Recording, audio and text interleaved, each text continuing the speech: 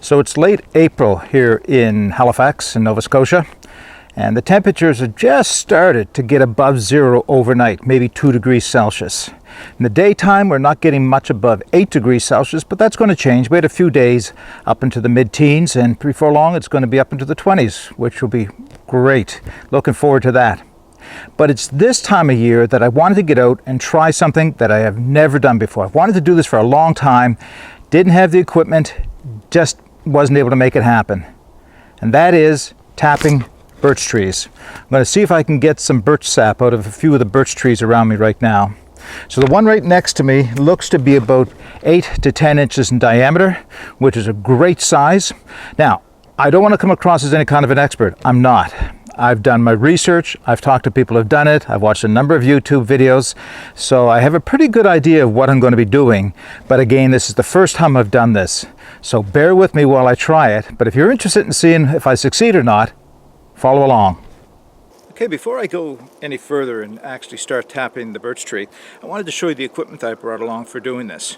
So to begin with, you need some way of drilling a hole into the tree. And I know there's a lot of primitive methods that can be used, just using your knife to drill a bit of a hole in, and then you can use something like a stick to direct the flow of sap down into some kind of a collection bucket. If you really want to get primitive, you can make a collection bucket out of birch bark, which would be kind of cool. At the other extreme, though, are people who carry their battery-operated drills into the woods to tap the trees, and that's, well, obviously a requirement if you're doing it commercially. But if you're doing it on a more primitive, just a couple trees at a time, I didn't feel the need to carry an electric drill in, so I decided to bring something halfway in between, and that is an old hand auger. So this is a hand auger that I picked up for, and I'll show you, at one of my favorite bushcraft supply stores, Value Village, for $7.99. It's a little bit more advanced. It has a ratchet on the end of it that allows it to go forward and backwards. And on the tip of it is a 3/8 inch wood auger. And it's pretty much the depth of the wood auger is the depth of the spiel, or the tube that's going into the tree, and I'm going to show you that next. So I have my auger, I have my auger tip. This is a maple syrup tapping spiel. A friend of mine, Jamie Harris, lent me about half a dozen of these things to give this a try. And it's measured for the right depth for maple trees. I think it'll probably be the right depth for birch trees. All I need to do is drill it into the depth of the part that goes into the tree. And you can see I have a length of polyethylene hose on it. And I'll use that. I'll tap that into the tree with just a small mallet that I brought with me. Yes, I probably could have made one out of a stick and it would have done just as well, but I decided to bring a small mallet. Then I brought a couple of milk jugs, a little bulky, but brought a couple of milk jugs with me. These are 2-liter milk jugs and some bank line to tie to the tree. So give me a second, I'm going to set up and show you exactly what I'm doing, and right away I know I open myself up to comment. So if there's somebody out there that says, Mark, you're doing it wrong, and here's the way to do it, I'd welcome the constructive criticism. So let me get it set up and we'll give it a try. All right, here we go.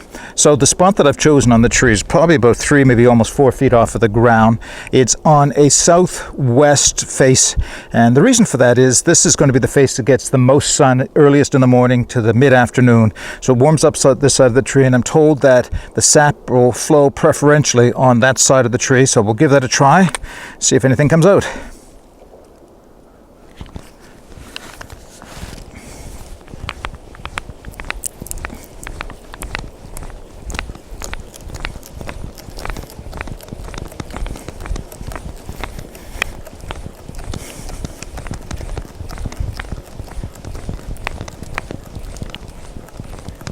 All right, I'm into the depth I want to be. See if I can back it out.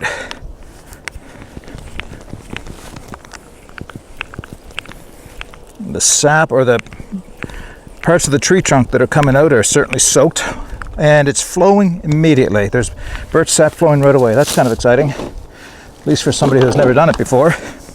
There's my spiel. Tap it in. That went in nice and easy. And I'll cut myself off a piece of line.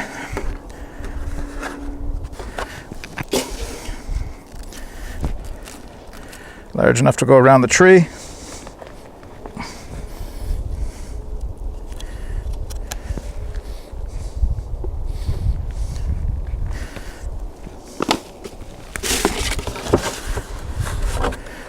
right.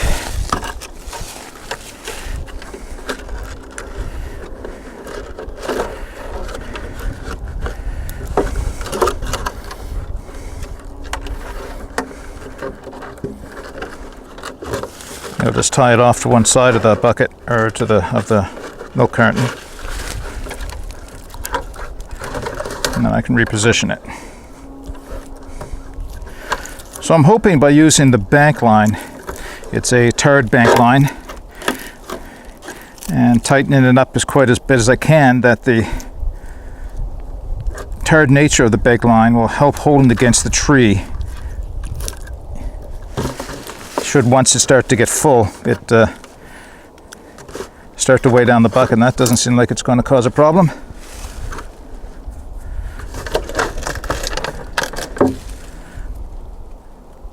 There we go. So I can see already it's only been 5 minutes. Got a few ounces of, or more of, sap in the bottom of this milk container, but I can also see a little bit of dust floating inside of it, falling off of the birch tree. So I did bring along something for that, and that is Gorilla Tape. I'm going to take a little stretch of Gorilla Tape, create a bit of a protective tent around the spiel, keep the dirt out. Good. So I really don't know how long it's going to take to fill these 2-liter containers up, but I'm going to be out here for a little while today. I've got a couple of the projects I want to do, as well as enjoy a nice lunch in the woods. So I'm going to check on them from time to time, and if it doesn't look like they're filling up real fast, I'll leave them overnight and I'll come back and I'll check on them tomorrow. So I'm quite a ways into the Blue Mountains, Birch Cove Wilderness area, but not so far that I wouldn't come to get my bat syrup, or my birch syrup, or birch sap. It's not birch syrup yet. So it's late afternoon here, and the sun is still, well, there's quite a few hours left, but I'm having to get ready to head back. So I went around, I checked. I have a couple of the birch trees tapped in this immediate area, and each one of these about 2-liter things are about 1/3 full. So I'm going to call it quits. I'm not going to leave them overnight. I'm going to take it from there, because that'll give me at least 2 liters of sap, and that's basically all I really wanted to try this method out. This wasn't going to be a commercial procedure, and I wasn't going to simmer it down and make a syrup out of it. I wanted to drink it fresh as it is, or maybe make a tea with it. So that's plenty for what I'm going to do. So now what I have to do is pull the Spiels and plug the holes so that the tree gets a chance to heal and I don't cause any damage. So I'm going to pull the Spiels now on this one.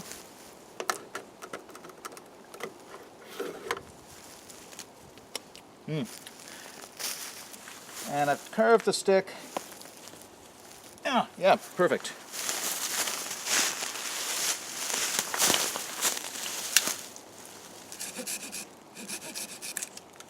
There we go. I'll give that a little tap in to make sure it's set.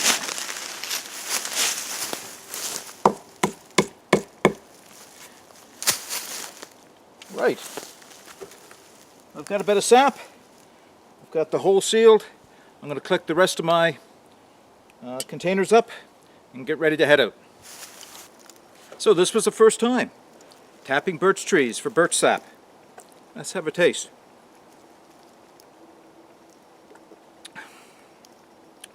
I don't think I've ever tasted anything so pure.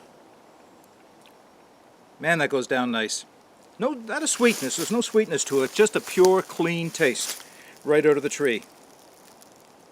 It's like a rite of passage into spring. I'm glad I come out and did this.